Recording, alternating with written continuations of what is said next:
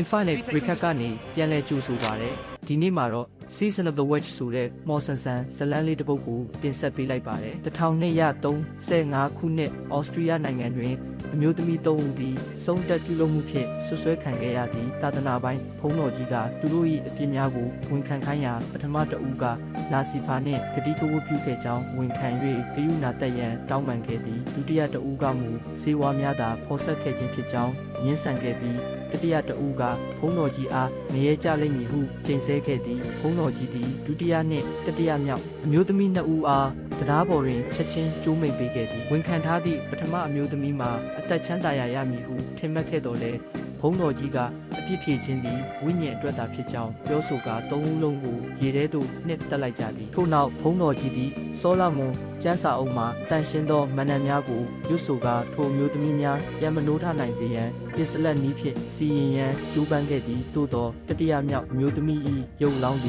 ်ရေထဲမှပြန်တက်လာပြီးကျမ်းစာအုပ်ကိုမိရှို့ကာဘုန်းတော်ကြီးကိုပါတရားပေါ်တွင်ကျိုးမိတ်ပြန်ပေးလိုက်လေသည်1332ခုနှစ်အရှိအလယ်ပိုင်းစစ်ပွဲများတွင်ရဲရင်သောရာဇဝတ်မကင်းသည့်စစ်တီတော်များဖြစ်ကြသောဘေယုံနှင့်ဖဲဆန်တို့သည်စစ်မြေပြင်၌ရန်သူညီမျှပိုတက်နိုင်မည်ဟုအလောင်းစားလုပ်ကာတိုက်ပွဲဝင်ခဲ့ကြသည်စစ်ပွဲများသည်လွန်စွာရက်ဆက်ကြမ်းကြုတ်ပြီးတူရကီလစ်ပြားနှင့်ဂရိနိုင်ငံတို့အထိနှစ်ပေါင်းများစွာကြာမြင့်ခဲ့သည်1344ခုနှစ်ဂရိနိုင်ငံ၌စစ်ပွဲအတွင်းအပြစ်မဲ့မျိုးသမီးများနှင့်ကလေးငယ်များကိုပါသာသနာပိုင်၏စေခိုင်းမှုကြောင့်တပ်ဖြတ်မိခဲ့ကြသောအခါဘေယုံနှင့်ဖက်ဆန်တို့၏စိတ်ဓာတ်များရက်ချိုးခံလိုက်ရသည်ဘုရားသခင်သည်ကလေးငယ်များကိုတပ်ဖြတ်ခိုင်းမည်မဟုတ်ဟုယုံကြည်သည့်ဘေယုံသည်စစ်ပွဲမှနှုတ်ထွက်ရန်ဆုံးဖြတ်ခဲ့ပြီးဖက်ဆန်နှင့်အတူစစ်မြေပြင်မှထွက်ခွာလာခဲ့ကြသည်ဩစတြီးယားသို့ပြန်ရောက်သောအခါမြို့ရွာများသည်အမည်မသိကက်ယောဂါပလိတ်ယောဂါကြောင့်ပျက်စီးယိုယွင်းနေသည်ကိုသိရှိခဲ့ရသည်သူတို့2ဦးသည်ခွင့်ပြုချက်မရှိဘဲစစ်ပြေးလာသူများဖြစ်ကြောင်းဒေသခံများကသိရှိသွားသဖြင့်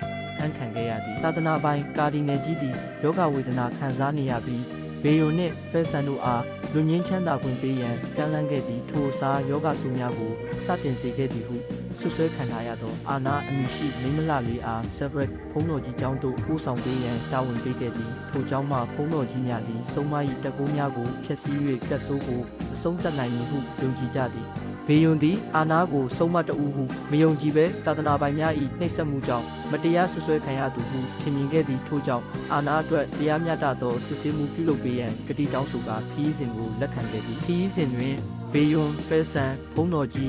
းဒေဗီဇက်လမ်းပြဟက်ကာမာစစ်တီယိုအန်နှင့်စစ်တီဖြစ်ခြင်းသောဖျားเจ้าအကူလူလင်ကေးတို့ပါဝင်ခဲ့ကြသည်ခီးလန်းတစ်လျှောက်တွင်ထူးဆန်းသောဖြစ်ရများအစဉ်လိုက်ဖြစ်ပေါ်ခဲ့သည်ကြောက်စရာကောင်းသောတရားပုတ်ပွားနေသောတစ်သားတရားကိုဖျက်ကူးစဉ်အာနာသည်ပုံမှန်မဟုတ်သောခွန်အားဖြင့်ကေးကိုပြုတ်ကျမသွားအောင်ဆွဲမှတ်တင်ပေးခဲ့သည်တောအုပ်အတွင်းလမ်းပြောက်ခြင်းမြူဆိုင်နေသောတောအုပ်ထဲတွင်အာနာသည်အနေရရှိသောတောခွေးများကိုမန္တန်ဖြင့်ခေါ်ယူတိုက်ခိုက်စေခဲ့ရာလမ်းပြဟက်ကာမမှတောခွေးများ၏တိုက်ဖြတ်ခြင်းကိုခံရပြီးတေဆုံးခဲ့ရသည်အဖွဲ့သည်နောက်ဆုံးတွင် Separate ဘုန်းတော်ကြီးကျောင်းသို့ရောက်ရှိသွားတော်လဲကျောင်းရှိဘုန်းတော်ကြီးများအားလုံးပလိတ်ယောဂဖြင့်တေဆုံးနေသည်ကိုတွေ့ရှိခဲ့ရသည်သို့သောဘုန်းတော်ကြီးတို့၏အလောင်းနည်းတွင်စောလမွန်ကျမ်းစာအုပ်ကိုတွေ့ရှိခဲ့ကြသည်ဘုန်းတော်ကြီးဒေဗီဇက်သည်စုံမအားစီရင်သည့်မန္တန်များကိုစတင်ရုပ်ဆိုသောအခါအာနာသည်အမှန်တရားကိုထုတ်ဖော်လိုက်ပြီးသူမသည်စုံမမဟုတ်ဘဲရှေးဟောင်းစေတန်နတ်ဆိုးဥကတ်ခံထားရခြင်းဖြစ်သည်